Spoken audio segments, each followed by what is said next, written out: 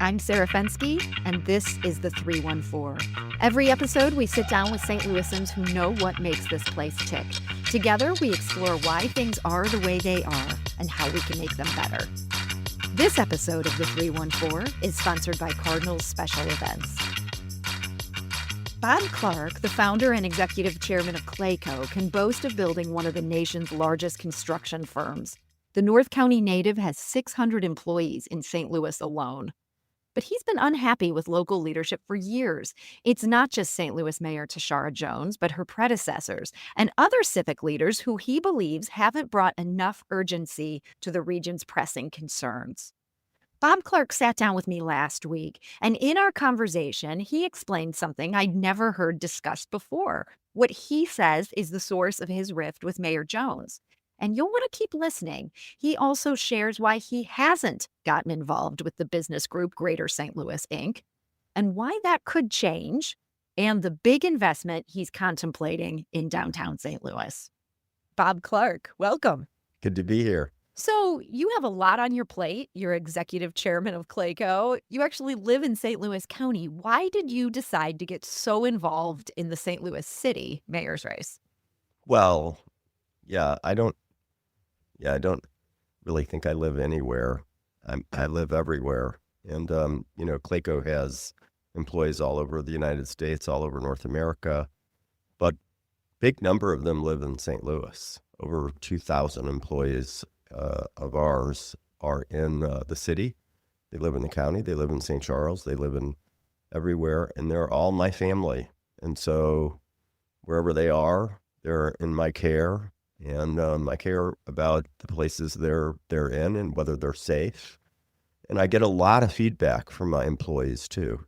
I'm very hands-on. I'm a believer in walking around the office and talking to people. I had lunch down yesterday in our cafeteria, which was jam-packed with people. A lot of people stopped by and said hello, and they often like to give me their opinion, too. And so they care about the politics of the community, and I always have as well. I've been involved in politics really since I started Clayco. Construction is a political business in a lot of ways. You have to deal with so many governments. Yeah, municipalities, cities, states, but also, a lot of the funding of projects, even though I don't do government-funded projects for the most part. But, it's a political business, and communities thrive or fail based on their political leadership oftentimes. And we've had, unfortunately, a rash of major failures over the history of St. Louis. I call it often the city of lost opportunities. And we need good leadership right now more than ever. And you feel like you've written a check that indicates you think that's Kara Spencer. Yeah, the check really was meant to be more symbolic than impactful. Kara raised a lot of money other than my money, although, her opposition would make it sound like I self-funded her whole campaign. That's ridiculous. She had a wide variety of supporters from everywhere, from the Black community, from Greater St. Louis, which I haven't really been connected with until recently. I did make a fairly large donation, and symbolic because of a particular failure of the current mayor and her administration, a lost opportunity again for the city, where we had our concrete operations in the city, and we had a lot of employees down there and drove a lot of other business around there, eating in the restaurants, and a lot of economic gain for the area. And we thought it was a no-brainer to apply to relocate because we ran out of space and build this facility at Goodfellow, a site that's been empty for 48 years or something. It was an ammunition plant. It was not a neighborhood. And, Tashara just played politics with it and screwed us around and delayed the answer. And then eventually we got a short letter that just said, this project doesn't check any of the boxes and is declined, without even a meeting or to talk to us. So it was just a political hack job by the current mayor. And it just illustrates her failure as a political leader and as a strategist, really.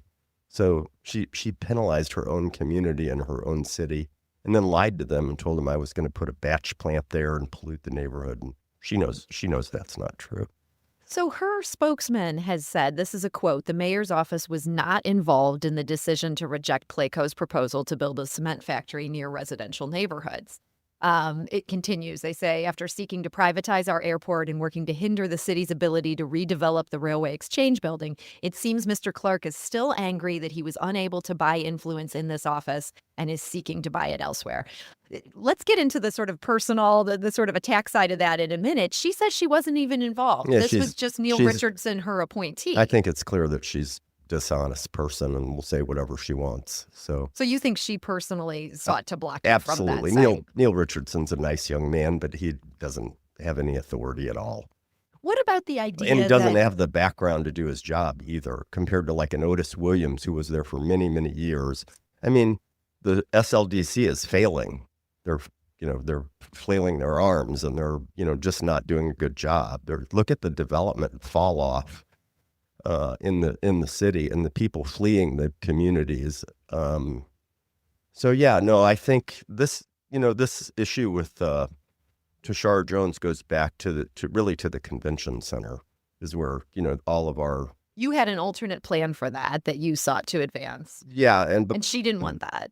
Well, she wasn't smart enough to just kind of figure it out. And she got bamboozled by Kitty Ratcliffe into building this just horrible plan and just wouldn't open her eyes. She wouldn't even meet about it. She wouldn't even look at the plan. And And this all predates. yeah, it this issue started over with the Lyda, cement really, factory. who also was, who really supported a bad plan. And not just myself, but other people in the community did step forward and supported, just a plan. It wasn't, it was my plan to think bigger and to get outside the box. And what they were proposing originally was a massive investment where the state was going to support, the city was going to support, and the county were going to fund a major project. The state withdrew because they didn't like the plan that Kitty did. And then This was the then president. yeah, Explorer and, St. Louis. so then they made all kinds of compromises. They ran out. They didn't have enough money to do what they really wanted to do.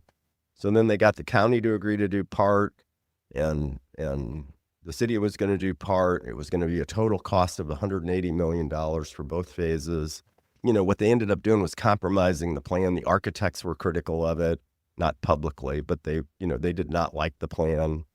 One of the architects told me that they were told no creative ideas, just stick with this and cover the loading docks. And they added 50,000 square feet of convention center space, which is nothing for the amount of investment they made. And then they were going to build a ballroom. They had a big, bodacious plan.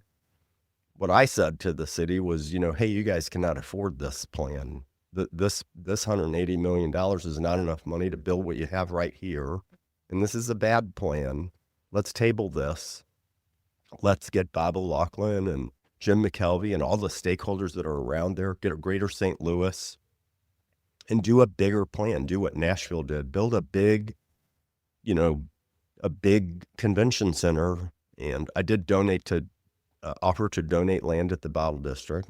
And you wanted to knock down the dome. I mean, this would be the dome is going to get knocked down someday. Yeah. And so this would be a much grander plan. yeah, it would have been a Take the plan step that would have back. built a 1,400,000 square foot modern convention center. Exactly. All we did was show that the Nashville plan lays right on top of this.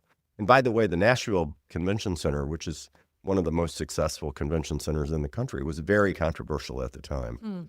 And interestingly, all the people that criticized it when it was happening are now take ownership in it. Oh, we were there in the beginning. We loved it. And they're controversial, but the Rams settlement had not been made yet. We didn't know what was going to happen there, but I suggested, let's just wait and see. It's soon, it's imminent, it's coming. The other thing is that the state had indicated that they would have put more money in a better plan. So They just didn't like that plan. they is what didn't you like were that hearing. plan. And then the other thing is that the state of Illinois would have maybe even participated. We talked to them, and there's like 17 hotels that have a big bump in usage over on the east side. And so thinking regionally, this convention center would have served, the east side and the west side. And so maybe the state of Illinois puts a little bit of money in. Maybe there's a gondola across the river from the arch. You I know, mean, you're thinking big here. well, But that's what the city needs is thinking big. And so that's where the whole schism all started. how did that lead to a schism? So you're coming to the table with something that is enormous. Do you feel like she just wasn't even interested She in just hearing shut you out? down. She just shut down. And she just was misled by the convention center people and really led into a just disaster. Obviously, now the project, I mean, I don't even know. I'm probably over $300 million. They didn't finish the project. The project was delayed. They got one bid and proceeded on the project. That enough would have been that alone Should would have have been been a red enough to flag. stop the project and take a step back. But you feel like bad blood between you and the Congratulations to the mayor. builder. Yeah. Uh, One bid and got picked. they took him to the cleaners and did it all legally. So, that just caused a rift. That caused criticism back and forth. And I think from that point, I didn't, 96% of my business is not local. I don't make money in the city of St. Louis. I don't know that I've ever made a good return on hardly any project I've ever done in this whole area compared to the rest of our business, which is thriving elsewhere. And since 1991, by the way, 1991, just 6 or 7 years after I started Clayco, we decided that St. Louis was not going to be able to support the growth of our business. We started working out of the St. Louis area, become a very much national company. And by 1993, 85% of our business was not in St. Louis. So most of my business isn't here. So any kind of investment that I make or any kind of claim that I'm doing this to like make money or whatever in the city, I donate way more money to the community than I've ever made in the community. Gifts to the St. Louis County Library and to every hospital system and to Central Institute for the Deaf. And the Clark family has, been impactful to a wide variety, multiple charitable endeavors in the community. And yet at the same time, as you say, there is this schism. The mayor's dad has said some really nasty stuff about you publicly. He's Mhm, compared you to Elon Musk. He called you a vulture capitalist. He says you should terrible be things. permanently disqualified for ever doing development in St. Louis City. Um, you know, Well, he's a convicted felon. He went to prison. So incredibly, incredible, leader himself. So I think he did his daughter an incredible disservice. He did not give her the advice I would have given my daughter. And just to bring all this negative, racist, ugly thing from a convicted felon, he was not her friend. And, I would like to think that I'm a way better advisor to my children. And, the advice he could have been giving her, on the other hand, was, hey, let's figure out how to, extend an olive branch. Let's slow this down. Let's not get, in the dirt. yeah. Like, why would the mayor get in the dirt and argue with a business leader who honestly has way more wherewithal than both of them and way more credibility? So I'd put my reputation against them any day. I think, that all of his, ugly, venomous behavior really, really hurt her campaign. I mean, that's why she failed in the election. But I think he was really a big part of her problem. So, even now, I don't know what they're going to be doing. I would be telling my daughter, hey, let's turn this thing around by being positive. Let's get on the positive thing. Let's get out of the dirt. And that's no place to be if you're in an election. And I have been involved in a lot of elections. So I've never seen one win dirty.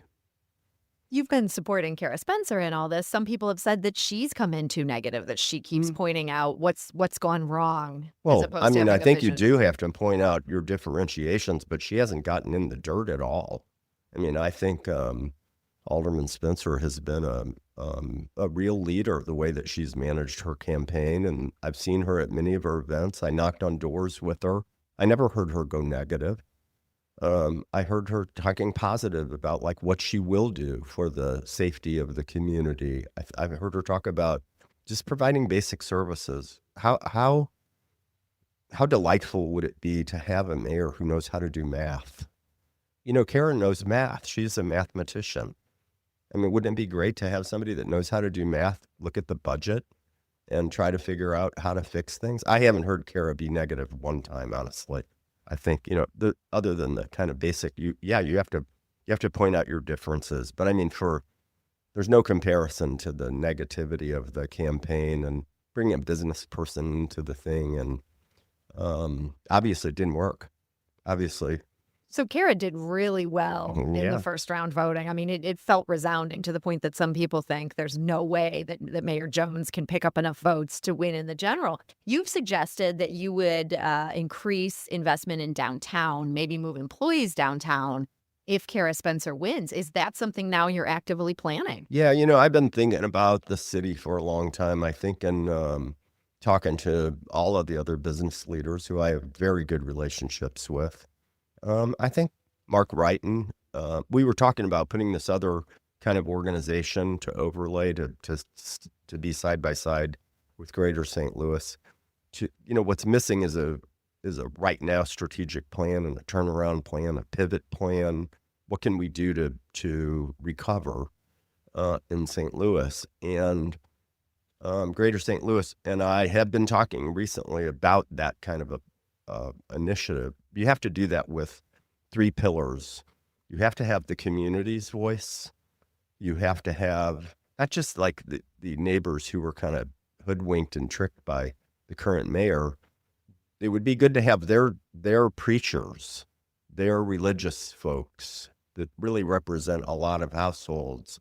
It would be good to have the Urban League, Mike McMillan, people, voices from the community with voices from the business community, with our political leaders in a room. And we have some amazing assets in our education system as well, not unfortunately in the St. Louis City schools. That's another story for another day. What a disaster that is. But, you have the chancellor at Washington University, who's amazing. UMSL has an amazing chancellor.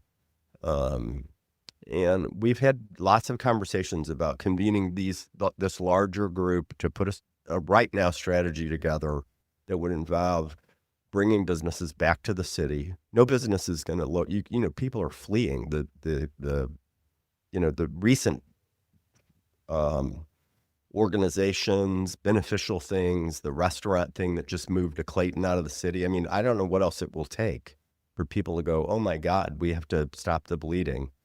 But one idea that really I don't want to take away from Mark Wrighton, the former chancellor at Washington University, and I were having a very robust discussion about what do we do to turn things around. One idea would be to get the top, say, 25 companies, the real biggest civic companies, to go down and make a stand in the city in a single area building. To all go all in on like specific say each of us take a floor in a building. We take down a 150,000 square foot building. We get some people down there. We get the right security around it. We do it somewhere near where there's other businesses happening. I mean, things like that need to be being discussed. Instead of the businesses leaving the St. Louis community, we need to have some wins. We need to bring some corporate headquarters back to St. Louis. I think a lot of people in St. Louis don't realize that we've lost 50 businesses in St. Louis since I started Clayco. 50 major corporations have either sold, left, or gone out of business. Companies like Ralston Purina, Anheuser-Busch, General Dynamics, McDonnell Douglas, TWA. I mean, the list goes on and on. No community has lost, suffered this kind of amazing civic corporate loss in the United States. Nobody. Well, Clayco has been a part of that. I know you still have a huge presence here, but you moved your corporate headquarters to Chicago. This was back when Mayor Slay was in charge and was seen at least as very pro-business. Why did St. Louis lose Clayco? Same reason they lost all the other businesses. No strategic plan. Even going back to the Slay days. Yeah, going backwards. The city of lost opportunity. I mean, all these businesses are fleeing. I just told you about now 90, maybe 95% of our business is not in the area. And, we lost our airport. I buy 40,000 airline tickets a year for my employees. Can you imagine trying to run a business that has that kind of travel footprint out of St. Louis right now? Because the airport just We doesn't lost have our the direct we flights. lost our hub. We Yeah. lost our, again, because of leadership, the lack of this three legs of the stool. Can you remember when I could drive down the street to Lambert Airport and fly to Germany? I can remember that. But you can fly to Germany now. Well, It's I don't the know. only place in You used Europe to- you can yeah. get to, but You you used to can't be get able to to you used to Frankfurt. be able to fly to China, France, Germany, Italy, everywhere. You could go anywhere from St. Louis Lambert Airport. We're talking today with Bob Clark. He's the executive chairman and founder of Clayco. If you're looking for an exciting event space for your next off-site meeting or corporate banquet, bring your team to Busch Stadium for a uniquely St. Louis venue. Cardinals Special Events will help you hit your event out of the park. Visit cardinals.com/events for more information today. And this is, of course, the 314 podcast. We're talking here with Bob Clark. You mentioned Greater St. Louis Inc. This was part of this plan you had to maybe try to convene more stakeholders. So you feel like that group, as it is convened right now, it kind of speaks for the business interests. That's not enough to have in the room. You want more people in there. So not something that is an alternative to them, but something that's in addition to them. I don't think we need a thing that's in addition to them. I didn't share a common vision with Jason Hall. I think he's a smart young man. This was the CEO of Greater St. Louis, Yeah. who just left. It's And now in Columbus. And I'm hopeful that he does a great job for them. I think that that there's an opportunity for Greater St. Louis to have a broader vision. I do think, Mr. Taylor, Mr. Kemper, Mr. Schnook, Todd Schnook, I think they've got, really smart, great people who have big ideas. And I just think Greater St. Louis came together with too small of a footprint of, a 2030 plan. There's not going to be a 2030 outcome without a right now plan.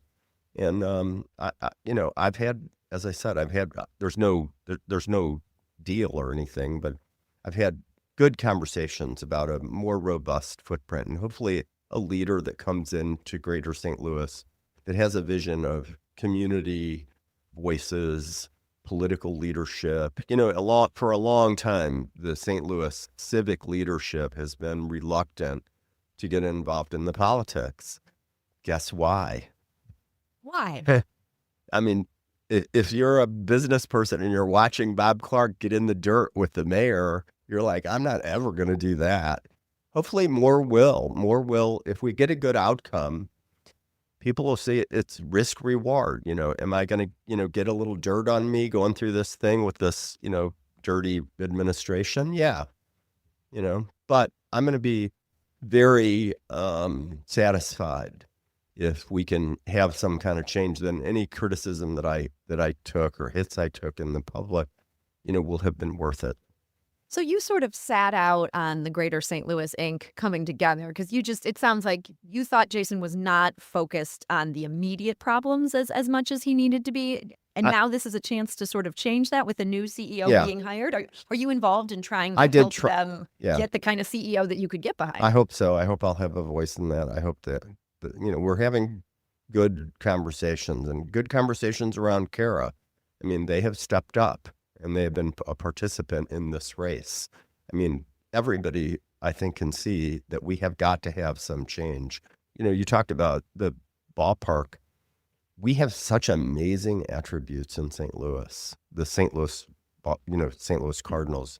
Wow, what an amazing asset they are. And the stadium for events is a great place to have an event. Clayco's done events there.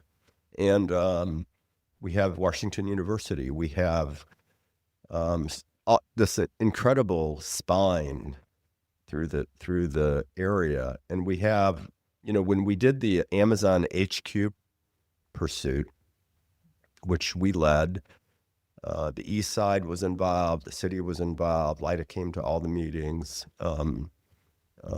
St. Louis County was represented, and we really put together an amazing roadmap strategy that could attract a major corporation.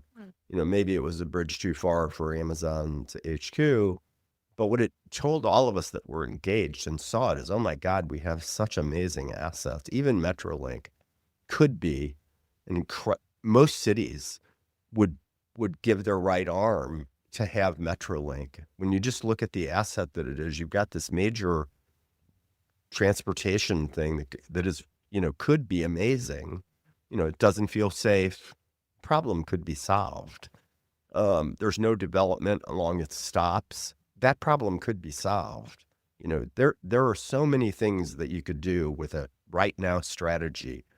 There's a bunch of really great startup, young developers in St. Louis that are scrappy, that are still getting deals done. And there's out of town people coming in and doing deals, like the guy that's trying to do the AT&T project. I mean, I wish him well. I told him I'd give him all the stuff that we did, the due diligence we did. The railway exchange. I've been an advocate. Why they're saying I'm being an opponent is crazy. I think they felt that you were driving up the price on that. It's ridiculous. I mean, I don't know if anybody knows what the hell is going on there. It's just not factual. We have a lien against the building because we did work that we should get paid for someday, our concrete company.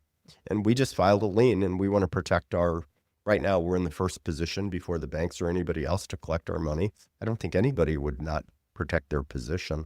I didn't ask for a new appraisal. The city asked for a new appraisal. They didn't like what they heard. I didn't have anything to do with that. So on the other hand, I have been trying to help Steve Stogel and other people who've been trying to put the project together to develop it. And it's probably going to end up being LIHTC apartments. It's a complicated piece of real estate to develop. So I don't want to get too far off the beaten path of the idea that, there's a lot of things that we could be doing in St. Louis right now to become the next Nashville or the next Kansas City. I mean, if you look that feels so painful as a St. Louisan to say we're now aspiring to be Kansas City. Are we at that point where we need the humility to say, okay, we actually need to learn from them? I think we're way below that point, honestly. So yeah, I mean, if you talk to site selectors around the country, people who would pursue headquarters or manufacturing facilities, St. Louis would not be a place where they would even put on the map. Kansas City, Nashville, look at all these places that are hopping. Indianapolis is hopping. Most of them have really amazing convention centers. But a lot of them, ship has sailed on that. That's not something anyone can now. I think you could still fix it. Salvage that plan. If you had a big plan, you could still, the dome is going to have to come down. They're going to have to recognize that at some point. It's really old. It's in terrible, terrible physical shape, and it's obsolete. It was obsolete, and that's why the Rams left. And now somebody has to come to the conclusion that there has to be a big downtown plan. And I think Greater St. Louis can play a big part in that, but not without the community and the political leadership all working together and rowing the boat in the same way. It's like now the developers are putting things together, and they come down, they present to the city or to, the powers to be or whatever, and they hope they get some direction or approval, as opposed to all of them working together in the room for the same common purpose to get projects done like other cities do. And, I have projects in 45 other communities, and so I see what works and what doesn't work. You look at what Atlanta is doing. Atlanta 60 years ago was in way worse shape than St. Louis, but they came together with an amazing plan. And think of a city like Atlanta 60 years ago coming together as a community, as with their civic leadership, and they had Coca-Cola, they had some big players who demanded that the political leadership, and got involved in politics, got a little bit dirty to get the right political leadership, and then worked together. Think of this. They got a massive airport expansion. They got a massive transit system. They got the Olympics, and they got a Super Bowl. And guess what? That was in their original vision plan. Mm-hmm. Wow. You think St. Louis could set out to do something that ambitious? We have such amazing history, and we have such amazing assets. We do. We really do have a great skeleton. And now we need to put the meat on the bones. And that has to be done together with a really carefully thought out strategy that everybody believes in it, and everybody wins if that strategy comes together. You talk including about com- everybody. I mean, everybody, you the community on mentioned, the north side. yeah, and I mean, when you talk about Atlanta, something they have done really well is they have become a destination for Black Americans. People want to move to that city. St. Louis has just the opposite problem, where Black residents have been fleeing the St. Fleeing, Louis metro area. And that's fleeing. a huge reason why we're not growing, why we're actually losing population. Do you think this group that you're envisioning is going to be able to tackle the problems that have made Black residents unhappy with life in St. Louis? Well, I don't know. If you just look at my Goodfellow proposal, I was going to build a 200,000 square foot building up there and guaranteed a training center as part of it to train the people in the North Side community to do construction jobs. We need construction workers. We are losing construction workers. A third of our construction worker employees are 56 years old or older. A third of my workforce is at retirement age or past it. And so there's a desperate need for people to get into the trades. I think artificial intelligence will push a lot of people who maybe were thinking about becoming architects to become electricians. That would be a good smart move right now. And I think, to not develop the Goodfellow site into like an industrial, they want like a Home Depot. They're not going to get a Home Depot. And by the way, Home Depot only creates about 7 jobs. I don't know how many people work in a Home Depot. You need a manufacturing plant there. You need what I was going to do there and put a job training thing. I think when the community saw that all come down, they didn't believe Tashara. I think more people have left that community than left it in the year before, because they saw, man, oh man, we're not even gonna try to fix our problem. And I think I think the answer to your question, it's not going to be a fast turnaround. We could definitely be a destination where people of all color want to come here and live. And in fact, I'll tell you one thing. Pre-COVID, we were expanding in Phoenix, Birmingham, Greenville. We opened our Culver City office in 2020. What I was hearing from my employees, because when we hire people, we tell them they can live anywhere they want where we have an office. Oh, okay. We're agnostic. So we're hiring great talent, and we're telling them, Chicago, St. Louis? West, St. Louis. Pre-COVID, this is interesting.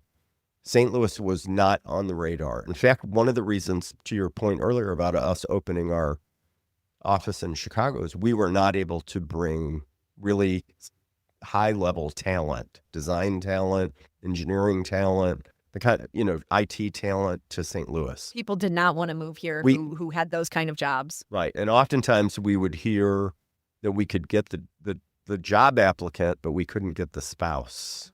They'd say, like, I would come, but my husband says no. Yeah. And so that wasn't occurring in Chicago. When we told people, we're going to relocate your family to Chicago, they said, okay, we're in. That was an exciting opportunity. This is a really amazing fact, which caused us to really expand in St. Louis.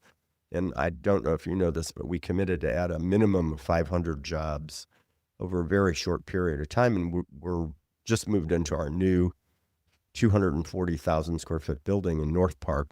And that's in North County. At Hanley and Highway 70 in North County. I grew up in North County in Bridgeton, Missouri. So I'm a North County kid. And what we're hearing from our employees now, like across the country, is people want to come to St. Louis. Really? Yeah. And so why is that? Because it's a great cost of living.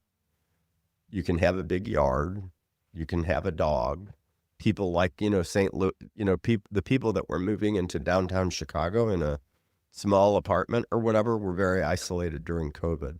And now they want the kind of lifestyle St. Louis can offer. That's right. But they want it to be safe, and they want basic services, and they don't want to drive down 170 and have 19 cars pass them going 80 miles an hour. I was following home the other evening, 8:00 at night, going south on Highway 170. Every person who's done this, has experienced this, is going to know what I'm talking about. And I had St. Louis County police officer in front of me. I was going 65 miles an hour, which is slow for me, but I wasn't going to pass this A police police officer car. in front of you. I used to be the fastest person on the highway. You know, I was the only person driving. Now it's not safe because everybody's doing it.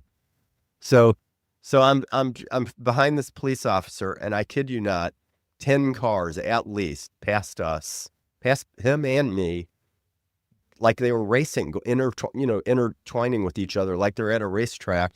Half of them didn't have license plates. Yeah. And the St. Louis County police officer didn't pull them over. Didn't do anything. Didn't do anything. Didn't even like flash his lights on or whatever. And they didn't care. They were fearless. This is a sign of a very decaying, deteriorating situation in both the city and the county. And yet, as you say, people want to move here. So we can maybe take that energy, and if we can maybe get our cops to start pulling people over, We fix some can. of these things. You think there's hope for I this think we region? can, but I think we have to respect our cops. I don't blame that guy who was in front of me for not pulling those people over. It's dangerous.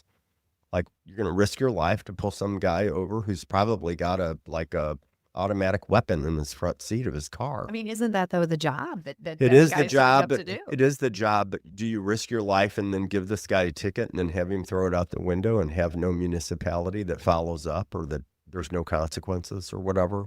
I think this whole progressive movement, which the current mayor has been a big part of, really, really hurt communities badly. And it's like, let all the criminals get away with all their crimes. And, one of the reasons the data in the St. Louis city is getting better, there's no question that it's better. It's equal to all the other cities, by the way. And, we're not doing better or worse than other major city areas in the country. But the reason that the data is getting better is because people are self-protecting. So if you don't think Circuit Attorney Gabe Gore is I think he's amazing. He's definitely an asset. This is the kind of move in the right direction that we really, really need. But single-handedly, him reducing the data, no. People are afraid. People are being more careful. People are not walking down the streets, except for that one guy who's promoting the mayor, Dennis. But I think that he's obviously fearless. This is Dennis Beganovic, Yeah. great booster of downtown West He is. and downtown, and we need- does walk and- around. He does. I've seen him there. He does. Eventually, he will get robbed if he keeps doing that. So I think most people are not, as brave as he is and shouldn't be. I think I've even pointed that out to him. I'm like, you're going to get somebody hurt because although, there are places where you can do that, there's also a lot of evidence that it's dangerous. There are lots of still, street crime happening, cars getting broken in. Any person who drives in downtown during the daytime or nighttime should stop at green lights, because you will see, you as a driver, if you're down there, you see it. People are running red lights. There are tons of people that don't even slow down. These are fearless, crazy drivers. And why the data is getting better is because people are aware that these people are running red lights, and they slow down and they look both ways. I didn't used to look both ways and slow down at a green light. I would say anecdotally, talking to people who live downtown and who are doing business there, they feel like it is getting better, that things got very lawless during the pandemic, that downtown residents were frustrated, but that things are at a point now where they feel like the quality of life has improved, and that what's happening now is maybe the perception hasn't caught up with the reality. It sounds like you're skeptical. I'm on downtown that. a lot. Yeah. I don't agree with that. I think we have a long way to go. I think we just don't have enough. I think we only have 4 traffic police officers in downtown right now. 4. It's not a large number, but It's you're more. still saying, I mean, this plan you and former Chancellor Mark Wrighton are talking about, you're willing to go down there again. If Kara Yeah. Spencer's elected, you're saying you're in on Yeah. some sort of big plan. Absolutely. I think there could be a big plan, and I think there's a couple of different architecture firms right now working on like a big entertainment district. You saw the recent proposal by Cordish, which would be incredible. That'd be huge. You saw the demand for the support in the community for it. Even the current administration supported it, which is amazing and great. I think that, there's a turnaround to come. Prices are deflated. Prices are low. As I said before, you got some scrappy developers here who know how to get stuff done. We really do. We have some guys, that young guy, Mike Hamburg, that opened the Target store recently downtown. These guys are scrappy. They know, those projects aren't easy to finance, and they don't have the balance sheet, that Clayco has. And they're getting stuff done. And I'm proud of the scrappy developers there. And we want to support what they're trying to do. But we need to create a roadmap for them to work within. As I said before, the Metrolink stops. You got to make Metrolink safe. If you make Metrolink safe, and people ride it, then you've got all this land around all these different stops where the city and the county could really do an amazing array of development enhancements and do SIDS and TIDs and TIFs and whatever they have to do to get scrappy developers like Michael Hamburg to go down and want to build a residential project on a metro stop. But they're not going to do that if they can't take their wife on Metrolink and make everybody feel safe. Well, Bob Clark, I want to thank you so much for joining us today, and appreciate you sharing your insight. You bet. Thanks for having me. That was Bob Clark, the founder and executive chairman of Clayco. He joined us last week. And joining us now for the kicker is Ryan Kroll, staff writer at St. Louis Magazine. Ryan, welcome. Hey, Sarah, thanks for having me. And, thanks for letting us do something a little bit different because instead of talking about city politics or government, I wanted to talk to you about Juan Thompson. You wrote this really sad, compelling story about this guy who I imagine a lot of people listening to this read about years ago, but I imagine they've also forgotten about him. So let's take a little dive into who was Juan Thompson. Yeah, so this is one of these sort of incredible stories, and I don't mean that in a good way. It's one of these rise and falls. This is a journalist who grew up on St. Louis's tough west side of town. He was in the Wells Goodfellow neighborhood, and sort of rose to the point that this should have been sort of the local guy made good. He went to Vassar College. He'd landed a job working for The Intercept at the point when The Intercept was becoming a big deal on the national news scene. And then he just had this sudden fall from grace. They found out he had been fabricating stories. One of his stories went a little too viral. People started asking questions, and it turned out he'd made up this entire interview, made up the person that he supposedly talked to who'd given him this scoop. So And that he was wasn't just like a low-key story. That was like a big sort of national story that he fabricated a scoop in regards to, right? Yeah, this was this guy, Dylan Roof, who shot up Black Church. And Juan Thompson, this reporter from St. Louis, just kind of invented a cousin who gave some really interesting backstory that helped us understand this guy, except it turned out it didn't help us understand this guy because it had all been faked. The cousin did not exist. And once they started digging into Juan Thompson's work, it turned out a lot of it had been fabricated. And so they fired him. It was this very public thing, lots of hand-wringing, all the media critics weighing in. And then what's even crazier is a year later, he was arrested for calling in bomb threats to multiple Jewish community centers around the nation. And he had apparently done this to frame an ex-girlfriend that he'd been harassing. Like he called them in under her name or in ways that would make her become the suspect. He ended up getting arrested for that and going to prison. Yeah, yeah. And then I think the reason you probably wrote this story was though because you have this personal sort of connection to this sordid saga. Can you tell listeners a little bit about that? Yeah, so the Riverfront Times, which I was then the editor of, covered this fabrication scandal. We thought it was a fascinating story. Journalists love to cover journalism. So Doyle Murphy, who was our star staff writer, did this kind of long form piece digging into how much of Juan Thompson's story was true. He wrote about St. Louis. He wrote about growing up on the mean streets of St. Louis. And so Doyle started digging into that and ended up with this pretty good cover story about Juan Thompson. Well, after this story came out, Doyle started getting harassing messages and people started tagging the RFT social media, anonymous accounts claiming terrible things about Doyle. And this was really this dark cloud that hung over Doyle for a year, that he kept being accused of heinous things that weren't true, but that he couldn't disprove. They were tagging his wife. They were invoking his mother. They were sending anonymous letters to other media outlets. He began to suspect that it was this guy, Juan Thompson. It was not until Juan Thompson was charged with this bombing hoax that it all became true and provable that this had been Juan Thompson who had been harassing him this whole time. So then Doyle wrote another story about it. So I got to be Doyle's editor on this whole saga. And it was actually from Doyle I learned the thing that made me revisit this story here now for St. Louis Magazine, which is that Juan Thompson recently passed away here in St. Louis. He was still pretty young, but it looks like it was an overdose. And so this was just a chance to think about what this all meant, kind of revisit his life. Yeah. Yeah. What does Doyle feel about all this? I think Doyle feels sad. Doyle knows that, this ex-girlfriend that Juan Thompson harassed had it far worse than Doyle, and Doyle always is quick to point that out. But even beyond, how this reaped some havoc for Doyle, I think he just thinks about just the tragedy, the lost potential of this smart kid who was raised in this really tough situation, seemed to be making the best of it, and then just had this terrible fall from grace. And I think Doyle has a lot of sadness about it.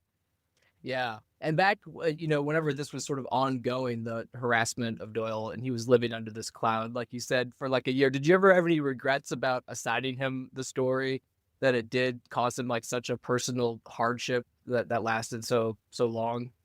You got Yeah, I two don't. stories out of it, though, so maybe that made it all Oh, worth he it. got more than 2 stories. He wrote a lot of stories. I don't know that I ever think that way. Like, as a journalist, you don't really regret the good stories you do, even when they have bad personal ramifications. I probably should have felt like we shouldn't have done it, but no, it just felt like kind of this glimpse into this really sad world and this sad story, and that's kind of how I feel about it today. Yeah, and I read your story and read some of the original Doyle story as well. One thing that struck me, I'm curious to get your thoughts about this, is that like these days, I feel like a sort of fabricator like Juan Thompson would just be sort of a random person on X with like 80,000 followers or something like that. Like he would never be revealed as a liar because there wouldn't really be like an institution to hold him to account. Yeah. So yeah, that really struck me as a sort of as a meta sad note among a story with many sad notes already. Yeah, he kind of existed at the end of one era and the beginning of the other. And it was the end of this era when journalists still took journalism really seriously. And there was hand-wringing that accompanied things like this. And people were shocked that people would make things up. Today, it just feels like nobody believes anything, even the things that are true. And so there's less outrage, there's less surprise. There's less coverage. I doubt that people would have paid as much attention to this if it had happened now.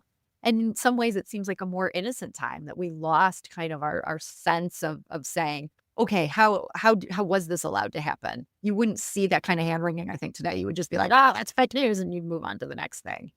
Yeah, yeah. The thing I wanted to say as well is that it did strike me. I reread a few of Juan's pieces that are still up on the Intercept for the most part with these lengthy editor's notes, but you can still read them.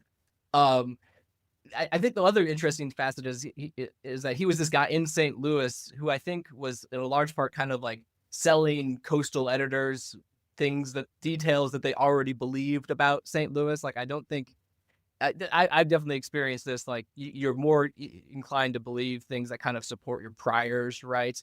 So I think his sort of part of his MO was to kind of just add some detail, add some sort of flourish, some creative liberties to the extreme that sort of just reinforced things that I think his editors in New York City already thought about a place like St. Louis and quote unquote flyover country. So I think that was Yeah. part of the yeah. I think you make a good point there. And I think, people were kind of looking for voices from St. Louis. He was hired by The Intercept pretty soon after Ferguson. That was part of it.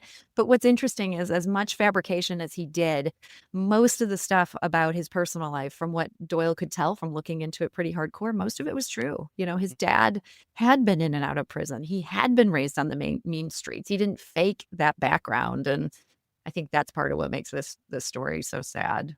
So, Ryan, we're out of time here today, but I want to thank you for joining me and giving me this chance to reflect a little bit. Oh, sure. Thanks for writing it. And that was Ryan Kroll, staff writer at St. Louis Magazine, and that was The Kicker. I'm Sarah Fensky. That's the 314 for today. You can find out more in our podcast show notes and at stlmag.com.